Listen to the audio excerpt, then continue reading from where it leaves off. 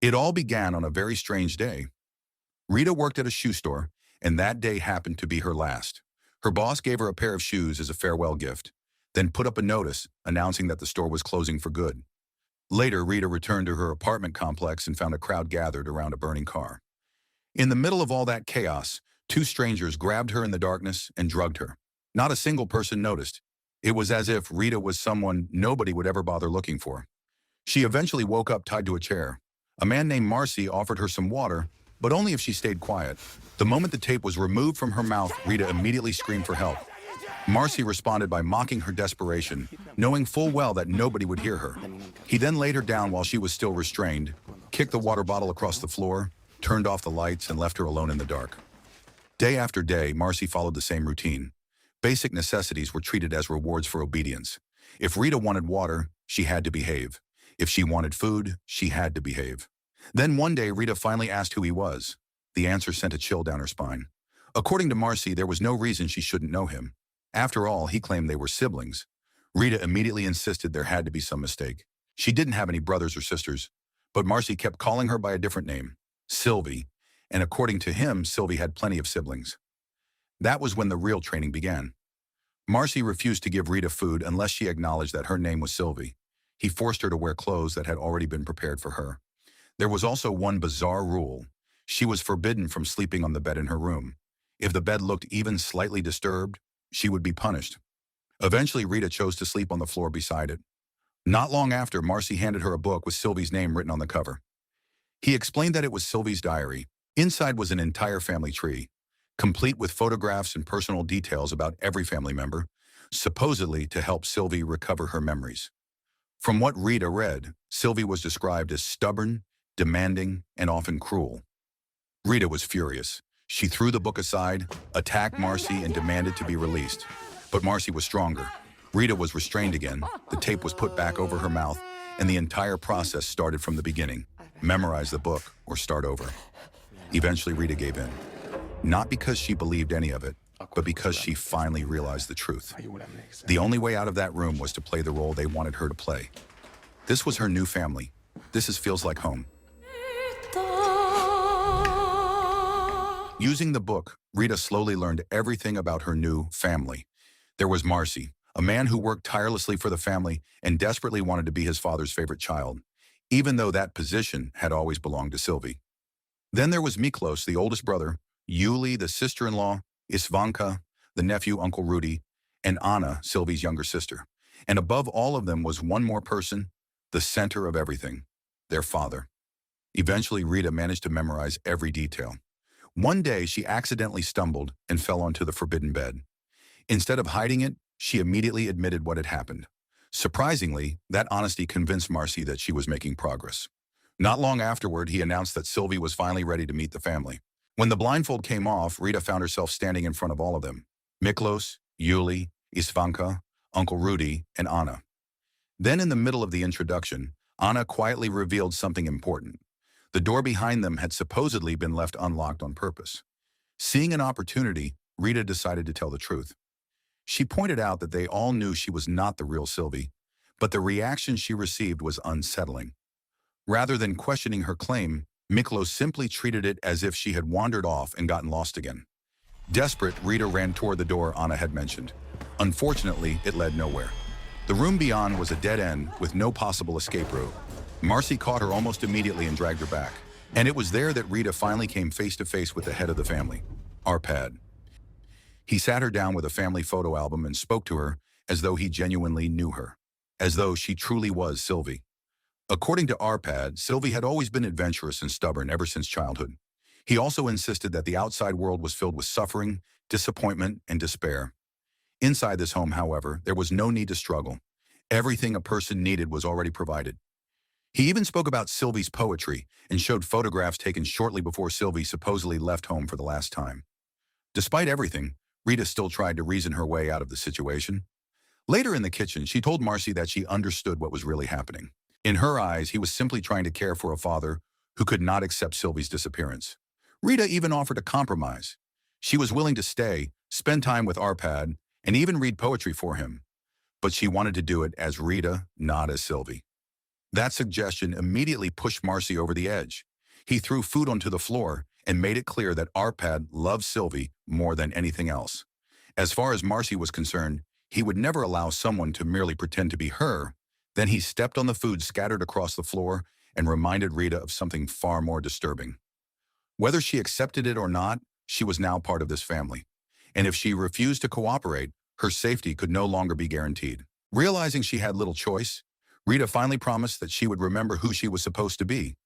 But Marcy still had one final punishment in mind. He ordered her to eat the food he had just trampled on. When Rita refused, Marcy turned to Anna and ordered her to eat it instead. Unable to watch Anna suffer because of her, Rita reluctantly joined her, and together they finished the meal. That night, Anna embraced Rita and admitted how happy she was that her sister had finally returned. She also revealed an important rule of the house. The more convincing Rita became as Sylvie, the more freedom she would earn. Eventually, that freedom could even include coming and going from the apartment. Soon afterward, Rita was moved into a larger and much more comfortable room. Naturally, the first thing she did was search for a way to escape, and naturally, every possible exit was locked tight. As time passed, Rita realized that life inside this family operated almost like a ritual. Every day, everyone gathered around the dinner table and waited for Arpad to arrive. Julie, who seemed to have disliked Sylvie long before Rita appeared, constantly made passive-aggressive remarks toward her. Then one evening, Rita accidentally made a mistake. While talking at dinner, she mentioned Panicky, another child of Miklos and Julie whose name she had read in the family records. The entire table immediately fell silent. What Rita had uncovered was not her own mistake, but Marcy's. Arpad became furious after learning that Marcy had given Rita an outdated version of the family history book. In a fit of rage, he beat Marcy and forced him to kneel and apologize. Marcy then explained that, according to the latest version of the family story, Panicky had died at birth, and that was the truly disturbing part. This family's history came in different versions, just like a script that could be rewritten whenever Arpad decided to make changes. Feeling sorry for Marcy, Rita instinctively forgave him, but even that was not enough for Arpad. He rejected what he considered a meaningless apology and demanded something sincere. Rita was forced to try again until she expressed it in a way that satisfied him. Only then did Arpad calm down.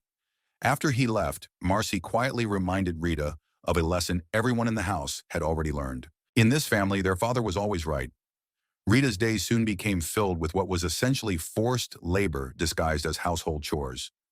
Julie frequently ordered her to clean while standing nearby, smoking and watching. Sometimes she would deliberately flick cigarette ash onto floors that Rita had just finished mopping, forcing her to start over. While cleaning some pipes one day, Rita noticed something strange. There was a mysterious stain on the wall near a gas pipe, a stain that seemed completely out of place and had no obvious explanation. For now, it looked like an insignificant detail. Later, it would become one of the most horrifying discoveries in the entire story. Rita was also assigned a special responsibility. Because Sylvie had been the family's poet, Rita was expected to continue writing poetry in her place. While sitting in Sylvie's writing room, she briefly wrote a small act of rebellion. She wrote her real name. Then, realizing how dangerous that could be, she quickly crossed it out. Little by little, Rita began to understand how this house truly worked. Every night at dinner, Arpad would tell stories about the terrible things happening outside. Burned supermarkets, violence, death, and endless suffering. His conclusion was always the same. Everyone should be grateful to be safe inside this home. The emotional state of the entire family revolved around a single person. If Arpad was happy, life was peaceful. If Arpad was angry, everyone suffered. And as Rita spent more time among them, the carefully constructed masks worn by each family member slowly began to crack. One by one, the family members finally began revealing the truth. Anna admitted that all of her cheerful stories about the outside world had been completely made up. She only told those stories because Arpad liked hearing pleasant things. In reality, she was never even allowed to leave the house. Then came an even bigger revelation. One night, Anna confessed that she had been kidnapped too. When she first arrived, she spent a long time locked inside an empty room because she struggled to memorize the identity she had been assigned. Eventually, she gave up resisting and accepted herself as Anna. Then there was Uncle Rudy. He turned out to be another victim as well. Before being abducted, his business had collapsed, and he was completely alone. In his eyes, it was incredibly easy for a person to become invisible and meaningless in the outside world. At least here, all of his needs were taken care of. In fact, he even advised Rita to stop fighting and simply follow the rules if she wanted a safe life. And then there was Miklos. One day, Rita caught him doing something unsettling. He was kissing the bed that once belonged to Sylvie. It was also through Miklos that Rita learned just how much money Arpad actually controlled. Arpad had extensive investments and considerable wealth, and Miklos was the one managing all of it. When Rita pointed out that they were all living like machines, blindly following orders, Miklos didn't disagree. To him, security and happiness always came at a cost. And that was when the full picture finally became clear. This wasn't a real family. It was a fabricated family built from lonely people who had been kidnapped and forced to play roles written by a single man, Arpad, and they stayed because the outside world had already abandoned them once before. Eventually, Rita discovered the key to earning more trust: poetry. She studied Sylvie's old poems and realized they were filled with darkness, sadness, and despair. Rita began writing in the same style and reciting her work in front of the family. The strategy worked perfectly. Arpad was pleased. In fact, he was so pleased that he decided Sylvie had earned a new privilege.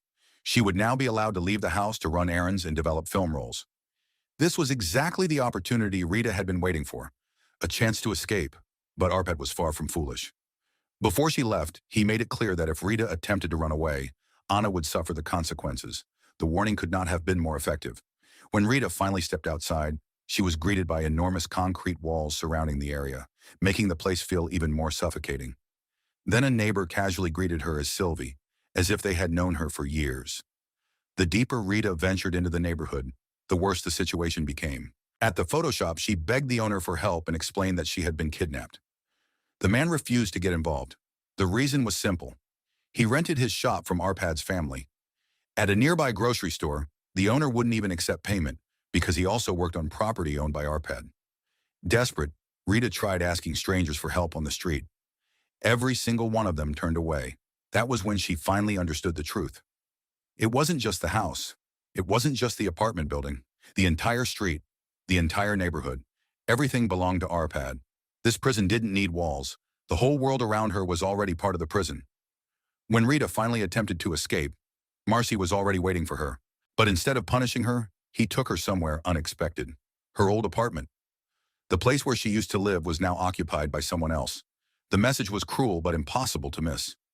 Outside this house, people could forget her and replace her without a second thought. Inside Arpad's family, at least her existence mattered. Still haunted by everything she had learned, Rita finally asked the question she could no longer ignore. What really happened to the original Sylvie? Marcy only gave a vague answer. According to him, Sylvie failed to play her role correctly and eventually disappeared. Later, Rita would come to understand the real reason. Sylvie had fallen in love with Miklos, the man who was supposed to be her brother according to Arpad's script. The feelings were never returned, and the heartbreak eventually destroyed her ability to continue playing the part assigned to her.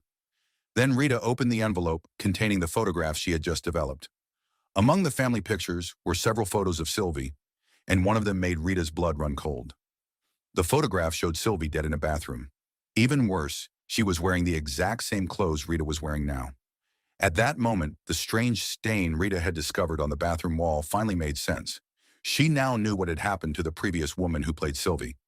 But before she could even process the truth, Arpad was already preparing the next chapter of his twisted family drama. He wanted to expand the family. Arpad had decided that Sylvie would marry a man named Thomas. After that, a child named Panica would eventually be added to the household, and suddenly another mystery was solved. The Panica who had supposedly died at birth was never real in the first place. The character simply had not been introduced into the family yet, because Arpad had decided the role did not fit Miklos and Yuli. The way they found new family members was just as disturbing. Thomas was unemployed and about to lose his job within days. He had no friends, no family, and nobody who truly cared about where he was. He was exactly the kind of person Arpad targeted, someone whose disappearance would barely be noticed. In fact, even Marcy himself had once been recruited through the very same process. Soon, the night of Thomas's abduction arrived. Marcy, Miklos, and Rita set out together, and that was when the truth became impossible to ignore. The two masked kidnappers who had abducted Rita at the beginning were Marcy and Miklos. Now Rita was standing beside them, not as a victim, as one of the kidnappers. Thomas was brought into the same empty room where Rita had once been imprisoned. But then everything went wrong. Thomas suddenly recognized Rita. The two had met before at the shoe store. That single fact threatened to destroy the entire illusion. If Arpad ever learned the truth, everything could collapse. So that very night, Marcy killed Thomas inside the room. Rita was horrified by what had happened. She was so furious that she slapped Marcy across the face. Yet the response was unexpected. Instead of fighting back, Marcy dropped to his knees and apologized. For the first time, the balance of power was beginning to change. Later, when Arpad asked about Sylvie's future husband, Rita calmly assured him that Thomas would remember everything soon. The truth, of course, was that Thomas was already dead. Just look at how much Rita had changed. At the next family dinner, while Arpad spoke about violence and murder in the outside world, it was Rita who reinforced his message and reminded everyone how fortunate they were to be safe inside the house. She had learned the game completely, but unlike the others, Rita was never playing it to belong. She was playing it for a reason. And that night, she finally reached a decision. She could not afford to wait any longer. After Arpad fell asleep, Rita gathered the entire family together. She asked them to think about the lives they had been living all this time.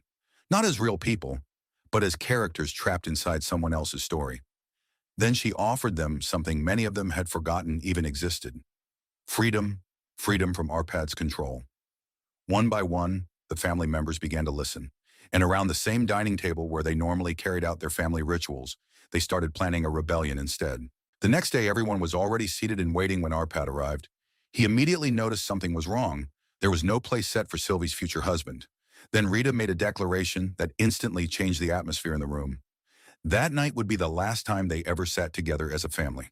Arpad sensed the danger immediately. He refused to engage and claimed he wasn't hungry. When Rita removed his plate from the table, he responded with threats. This time, however, Rita wasn't intimidated. She dismissed his threats and challenged him directly. Desperate to regain control, Arpad reached for his most powerful weapon. He reminded everyone that he had created them. Every identity, every relationship, every role. And if he wanted to, he could replace all of them. Then he turned his attention to Rita. In a final act of rejection, he stripped away the identity he had forced upon her. He declared that she was not his daughter, not Sylvie, and not a member of the family. And that is where the film delivers its most ironic moment. Instead of rejecting the role, Rita embraced it. After everything she had endured, she insisted that she truly was Sylvie. The very character Arpad had created was now turning against its creator. At the same moment, every member of the family raised a knife. For the first time in the entire story, Arpad looked afraid. He tried one last time to hold on to them, reminding them how much he loved them. But the words that had controlled them for so long no longer had any power. One after another, they stabbed him. Miklos, Marcy, Uncle Rudy, Julius, Vanka, Anna, and finally Rita herself. The man who had spent years controlling their lives like a puppeteer was ultimately killed by the very people he believed belonged to him. After it was over, Rita cleaned herself up and continued exploring the house. There, she discovered a room filled with the clothing of previous victims. The same clothes they had been wearing when they were first kidnapped. Among them was her own outfit. Rita changed back into her original clothes and put on the pair of shoes her former boss had given her on her last day at work. It was the last remaining piece of her old identity. When she reached the front door, Marcy was already waiting. This time there was no struggle, no resistance. Without saying a word, he calmly opened the door for her. Rita stepped outside and eventually found herself standing near the shoe store where she used to work. There, she noticed a homeless man and a shoe advertisement nearby. Then, after everything she had been through, Rita began to laugh. A long, overwhelming laugh that seemed to release every ounce of pain, fear, and madness she had carried with her. But even as the story comes to an end, one question remains. After everything that happened, who was it that truly walked out of that house? Was it Rita, or was it Sylvie? So the moral of the story is, if a family gives you a 500-page identity handbook, mandatory poetry homework, and updates the family lore every week, it might be time to stop asking questions and start running.